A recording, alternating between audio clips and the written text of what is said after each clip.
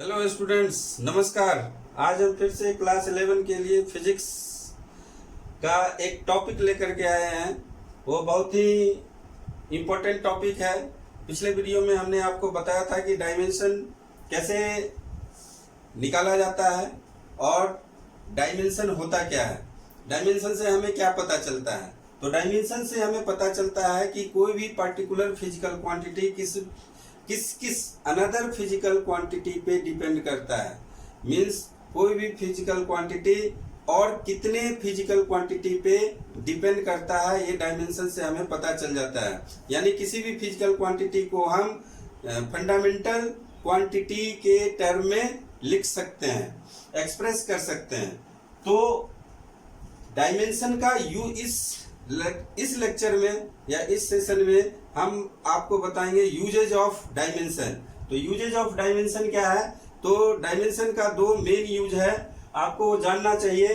पहला यूज क्या है? To derive a new relation among different physical quantities. यदि आपको डायमेंशन पता है तो डिफरेंट फिजिकल क्वांटिटीज के बीच आप रिलेशन मीन्स फॉर्मूला बता सकते हैं, फॉर्मूला डिराइव कर सकते हैं डायमेंशन से।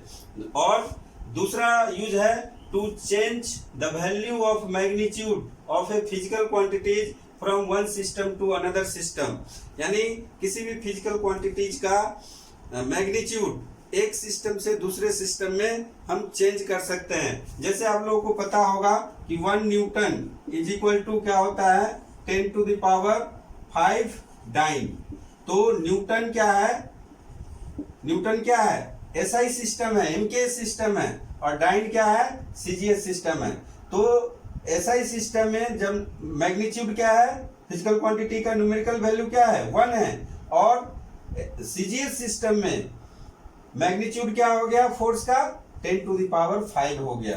तो इसके बारे में हम बाद में बात करेंगे। पहले हम फर्स्ट को जानते हैं, फर्स्ट को डिस्क्राइब करते हैं और उसको एक्सप्लेन करते हैं। To derive a new relation among different physical quantities. तो हम इसको आपको करके दिखाएंगे। डिफरेंट फिजिकल क्वांटिटीज के बीच कैसे रिलेशन हम डायमेंशन को यूज करके निकालेंगे। तो देखते हैं एक एग्जांपल।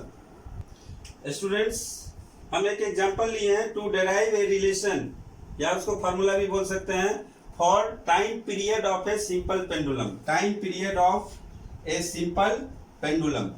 तो स्टूडेंट्स, इसके पहले आपको याद होना चाहिए जो भी मेन हम फिजिकल क्वांटिटी का जो डायमेंशन बताए थे वो आपको याद होना चाहिए। फिजिकल क्वांटिटी का डायमेंशन जैसे जो इंपॉर्टेंट है, जैसे कि फोर्स है, तो फोर्स का डायमेंशन क्या होता है? MLT-2, जो ज्यादा यूज होता है इस यूजेज में। जैसे वर्क है तो वर्क का क्या होता है? ML2T-2। और जैसे पावर है, एनर्जी है, तो इस सब का डायमेंशन ज्यादा यूज होता है इस टाइप के क्वेश्चन में। तो और जो हमने 13 बताए थे वो तो याद होने ही चाहिए। उसके बाद यहाँ पे क्या बोल रहा है? To derive a relation for time period, इस पे ध्यान दीजिए, ऑफ ए सिंपल पेंडुलम। यानी टाइम पीरियड के लिए, सिंपल पेंडुलम का टाइम पीरियड के लिए हमें फॉर्मूला डेराइव करना है। किसके लिए फॉर्मूला डेराइव करना है? Time period of simple pendulum के लिए फॉर्मूला डेराइव करना है। तो ऐसे नहीं हो सकता ये, इसका लिमिटेशन है। और लिमिटेशन क्या है? कि आपको पता होना चाहिए कि time period of simple pendulum किस अनदर फिजिकल क्वांटिटीज पे डिपेंड करता है। टाइम पीरियड और किस फिजिकल क्वांटिटीज पे डिपेंड करता है। तो आपको पता होना चाहिए कि time period depends upon length of the pendulum and acceleration due to gravity of the pendulum. तो टाइम पीरियड किस पे डिपेंड करता है? तो ये आपको जब तक पता नहीं होगा तब तक आप फॉर्मूला डिराइव नहीं कर पाएंगे। तो अब कैसे पता रहेगा कि किस फिजिकल क्वांटिटी पे डिपेंड करेगा? तो अभी जो 11 क्लास है यहाँ पे तो आपको क्या कर दिया जाएगा? दे दिया जाएगा कि where time period of simple pendulum depends upon length of the pendulum and acceleration due to gravity। लेकिन जब आप आगे जाएंगे या कोई नया फॉर्मूला डिराइव करना चाहेंगे तो आपको कैसे पता करना पड़ेगा?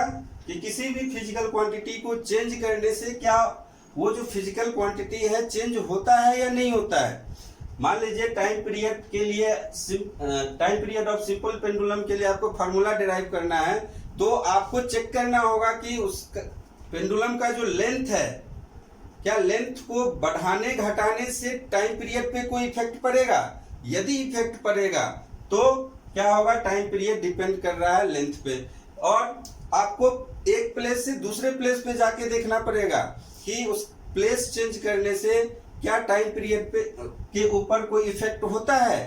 प्लेस चेंज करने से क्या टाइम पीरियड के ऊपर इफेक्ट होता है, तो देखेंगे कि प्लेस चेंज करने से भी टाइम पीरियड पे इफेक्ट होगा। इसका मतलब क्या है, place to place acceleration due to gravity small G जो होता है वो चेंज होता है। तो हम यहाँ पे लिख देते हैं where time period of simple pendulum depends upon, where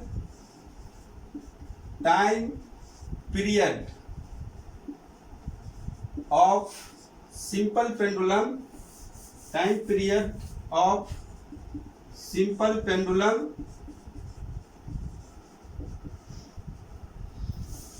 depends upon number 1 length of pendulum and number 2 acceleration due to gravity,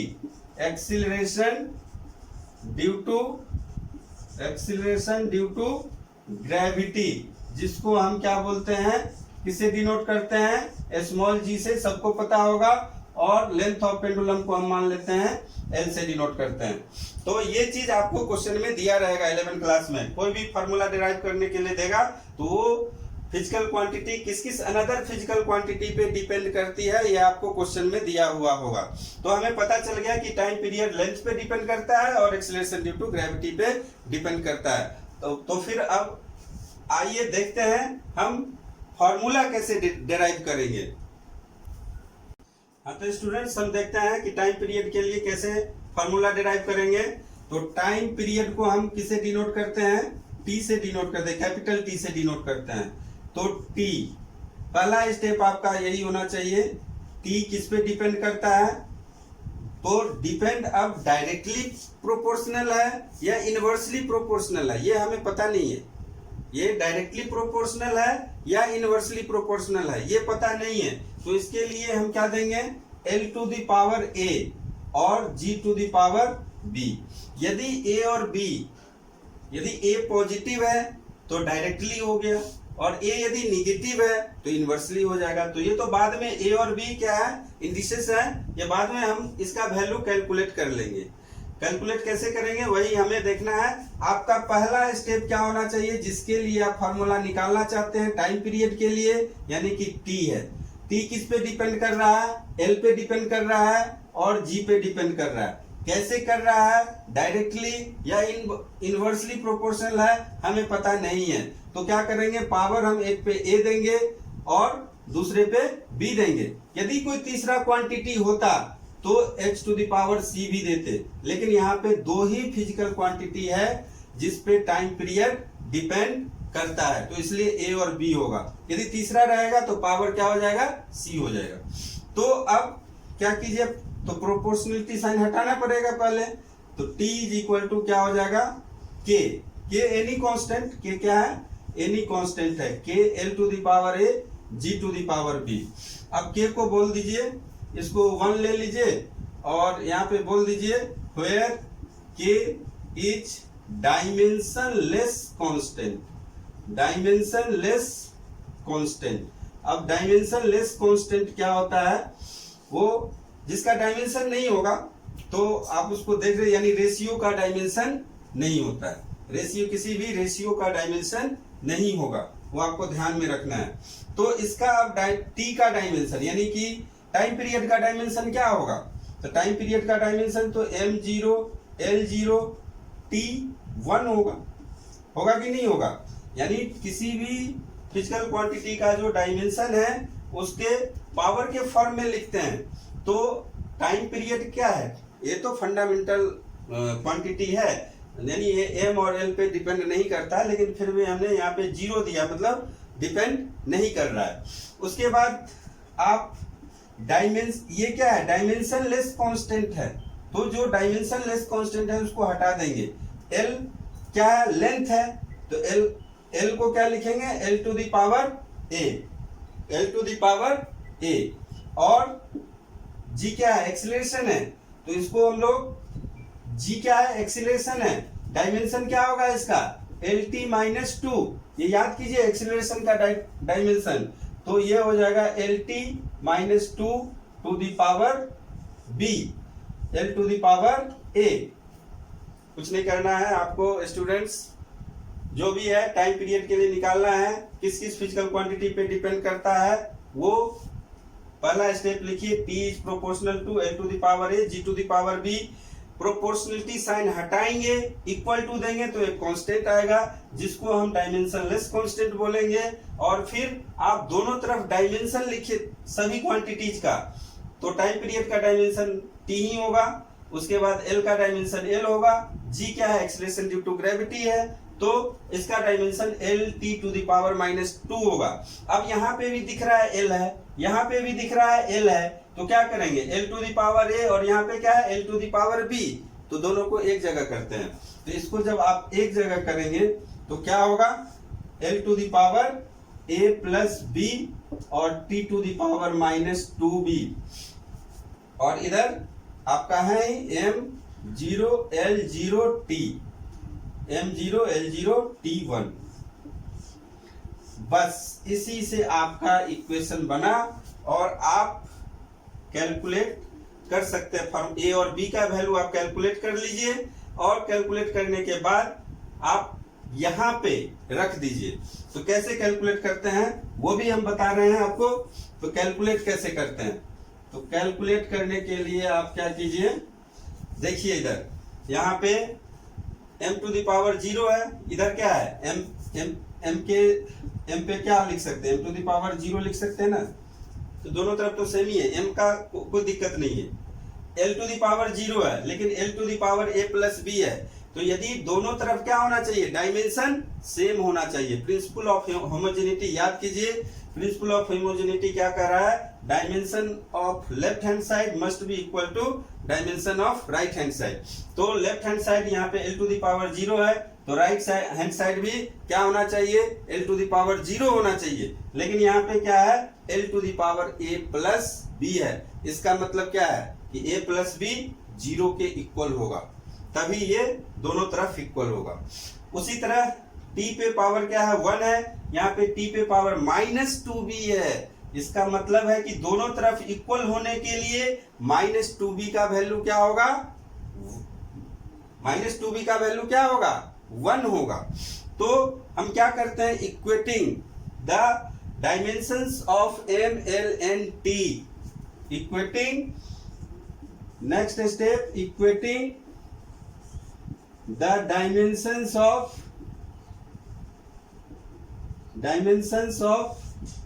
m l n t, तो क्या हो जाएगा, लेंथ का डायमेंशन जब इक्वेट करेंगे तो a plus B is equal to हो जाएगा 0, और minus 2b is equal to हो जाएगा, minus 2b is equal to हो जाएगा 1। तो स्टूडेंट्स यहाँ से आप दूसरे से इक्वेशन से देखिए, b इज इक्वल टू क्या हो जाएगा, माइनस 1/2, और जब b का वैल्यू यहाँ पे रखेंगे a प्लस b में, तो क्या हो जाएगा, a minus 1/2 is equal to 0, यानी a इज इक्वल टू 1/2 और b is equal to minus 1/2, दोनों का वैल्यू कैलकुलेट हो गया स्टूडेंट्स। तो a का वैल्यू 1/2, b का वैल्यू माइनस 1/2, कहाँ रखना है, इक्वेशन 1 में रखना है। तो इक्वेशन 1 में जब आप रखेंगे तो आप ध्यान दीजिए, मैं यहाँ पे लिख रहा हूँ t इज इक्वल टू क्या हो जाएगा, k l to the power half और g to the power minus half, बस आपका एक फॉर्मूला डेराइव हो गया। लेकिन चूंकि इसको अरेंज करना है तो आप इसको अरेंज कर लीजिए, t इज इक्वल टू क्या हो जाएगा, k l by g to the power half लिख सकते हैं, l to the power half है, g to the power minus half है, तो g नीचे जाएगा, क्या हो जाएगा, पॉजिटिव हो जाएगा, फिर g to the power half लिख सकते हैं, या इसको आप लिख सकते हैं k √L/G। ये आपका फॉर्मूला इसी फॉर्म में बुक में लिखा होता है। अब बोलेंगे के क्या है? के का वैल्यू हम इस मेथड से नहीं बता सकते हैं। के का ये लिमिटेशन है यूजेज ऑफ डायमेंशन का कि के का वैल्यू हम नहीं बता पाएंगे। के का वैल्यू जब आप SHM पढ़ेंगे, सिंपल ऑसिलेशन या ऑसिलेशन मोशन पढ़ेंगे सिंपल पेंडुलम का, तब वहां पे के का वैल्यू क्या होता है? 2 पाई होता है। तो 2 पाई हम रख देंगे।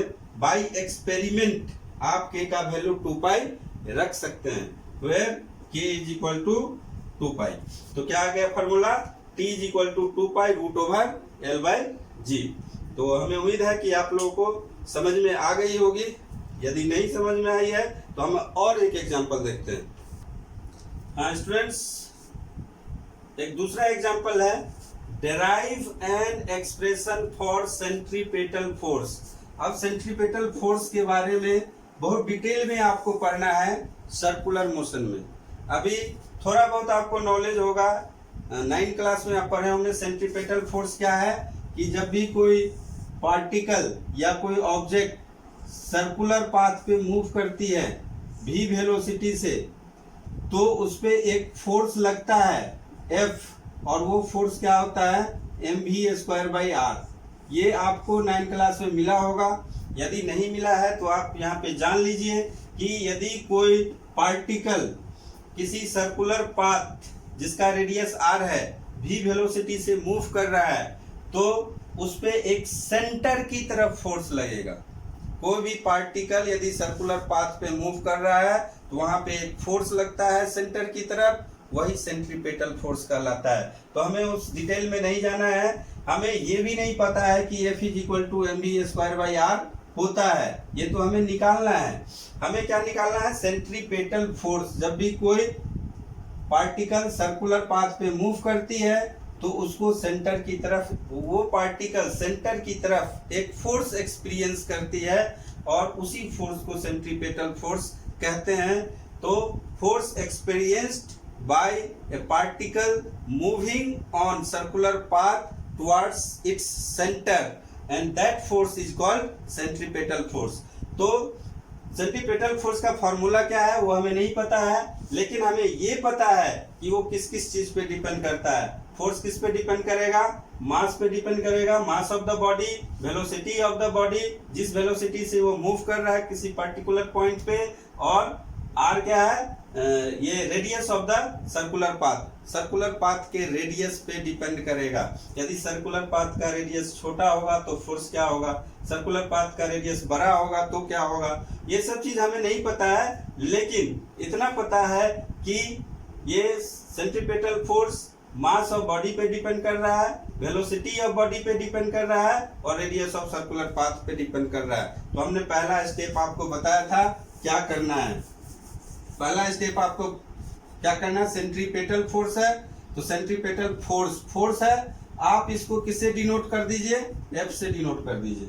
तो F इज प्रोपोर्शनल टू, पहला स्टेप किस किस चीज पे डिपेंड कर रहा है?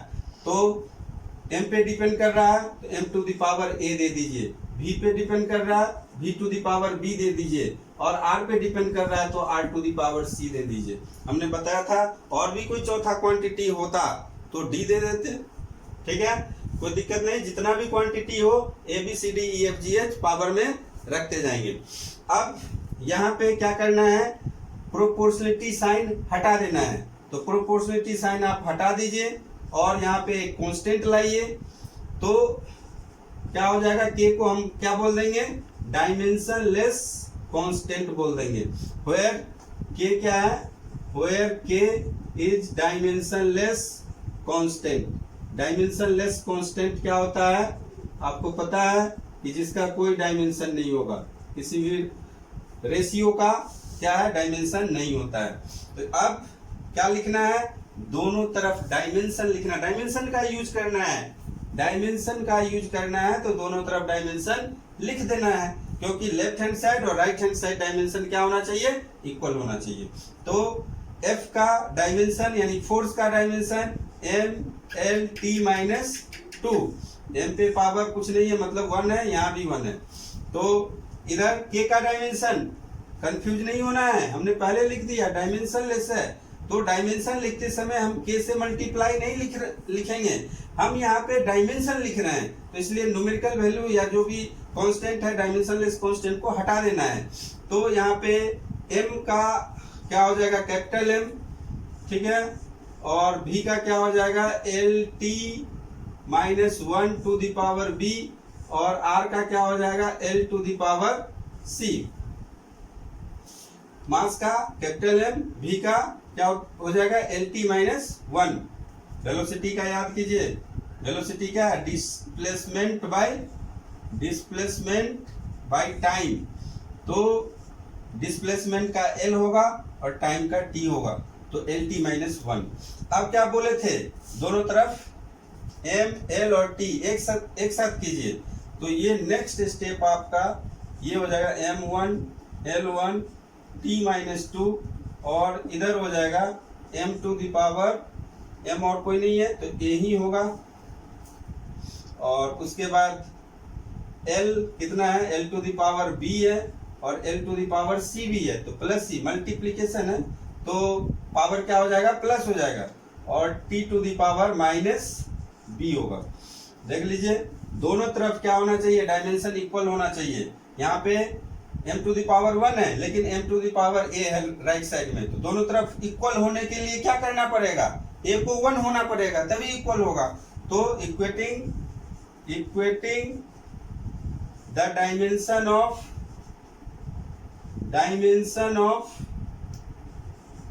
m l and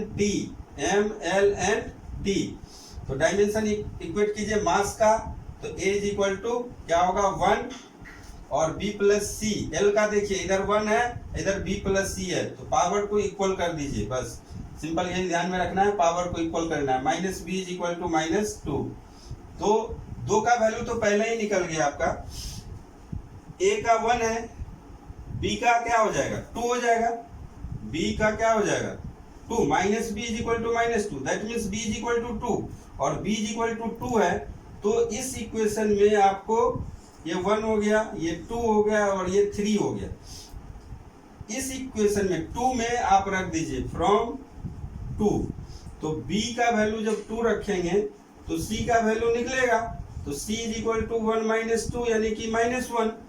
तो आपके पास a भी है, b भी है और c भी है, तो अब कहाँ रखना है, इस इक्वेशन में जिसको आप 1 माने हैं उस 1 में रखिए, तो from 1 f is equal to k m to the power a कितना निकला, 1 निकला, तो 1 रखिए, और v to the power b कितना है, 2 है, और फिर आपका r है, c का वैल्यू कितना है, -1, तो -1 लिखिए, थोड़ा सजा दीजिए, तो क्या हो जाएगा, k m v² by r to the power -1 है, नीचे चला जाएगा, तो ये आपका फॉर्मूला डेराइव हो गया। फिर से बोलेंगे k क्या है, कहाँ से आ गया, तो k को पहले ही बोल चुके हैं डायमेंशनलेस कांस्टेंट है, और इसका वैल्यू हम इस मेथड से नहीं बता सकते, बाय एक्सपेरिमेंट ये आएगा f is equal to k is equal to 1 आएगा, और फिर तब फार्मूला आपका हो जाएगा f is equal to mv² by r। और यही हम बताए थे, सर्कुलर पाथ पे जब कोई पार्टिकल मूव करती है तो सेंटर की तरफ एक फोर्स लगती है, और वो फोर्स क्या होता है, mv² बाई r होता है। तो ये फार्मूला हमारा डेराइव हो गया। यदि इससे भी क्लियर नहीं हुआ तो नेक्स्ट एग्जांपल देखते हैं। हाँ स्टूडेंट्स, देखिए एग्जाम में यदि ये क्वेश्चन आ गया तो आप कैसे करेंगे, derive a relation for potential energy which depends upon mass of the body m, acceleration due to gravity g, and height of the body from surface of the earth, height of the body from surface of the earth h। यानी potential energy सबको पता होगा, potential energy तो mgh होता है। तो ये derive कैसे होता है, बहुत तरीके से हो सकता है। यहाँ पे हम डायमेंशन यूज करके, डायमेंशन को अप्लाई करके ये फार्मूला लाएंगे। कैसे लाएंगे, हम सीधे इसी बात पे चलते हैं। तो आपको क्वेश्चन में दे दिया है कि ये किस किस चीज पे डिपेंड करता है। तो आप डायरेक्ट यहाँ पे लिखिए पोटेंशियल एनर्जी। पोटेंशियल एनर्जी को आप यू से डिनोट कर सकते हैं। पोटेंशियल एनर्जी को किससे डिनोट कीजिए? यू से डिनोट कीजिए। तो U is directly proportional to, किस पे डिपेंड कर रहा है? m to the power a, g to the power b और h to the power c। ठीक है, उसके बाद ये जो है m to the power a, g to the power b, h to the power c, second step proportionality sign हटा दीजिए, k लगाइए, m to the power a, g to the power b, h to the power c। यहाँ पे लिख दीजिए where k is equal to क्या है? Dimensionless constant है, डायमेंशन लेस कांस्टेंट। तो ये जब आपको पता चल गया तो आप दोनों तरफ डायमेंशन लिखिए। थर्ड स्टेप में डायमेंशन, अब पोटेंशियल एनर्जी का डायमेंशन क्या होगा? जो एनर्जी का डायमेंशन होगा। एनर्जी का डायमेंशन क्या होगा? जो वर्क का डायमेंशन होगा। तो वर्क का डायमेंशन क्या होता है, या एनर्जी का डायमेंशन क्या होता है? ml²t-2। तो आप इस तरफ तो ये डायरेक्ट लिख दीजिए ml²L2t-2। और k का डायमेंशन क्या होगा? कुछ नहीं होगा, डायमेंशन लेस है, m to the power a। g क्या होगा? एक्सीलरेशन ड्यू टू ग्रेविटी है, तो यानी एक्सीलरेशन है, तो एक्सीलरेशन क्या होता है? Lt-2 to the power b। और h क्या है? हाइट। हाइट क्या होता है? लेंथ होता है, तो हाइट लेंथ है, तो l to the power c। अब क्या कर दीजिए? Equating the dimensions of m, l and t, equating the dimensions of m, l and t।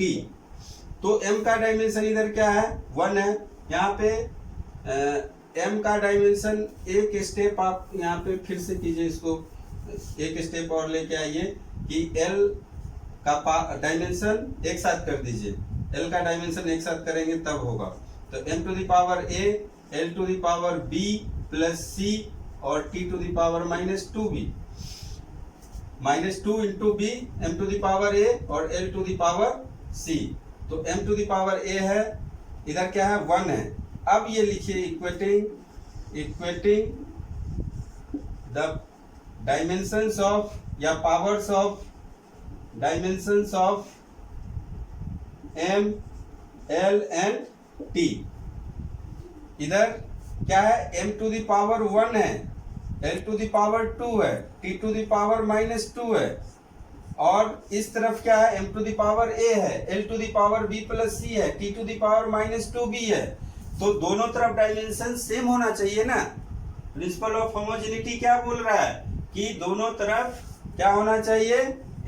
Dimension left hand side और राइट हैंड साइड इक्वल होना चाहिए, same होना चाहिए। तो इधर है मास का m का डायमेंशन 1 है, इधर मास का a है, तो हम लिख सकते हैं a इज इक्वल टू 1 और b प्लस c, l पे कितना है? b प्लस c और इधर 2 है, तो पावर देखिए सिर्फ b plus c is equal to 2 और इधर है -2b इज इक्वल टू -2।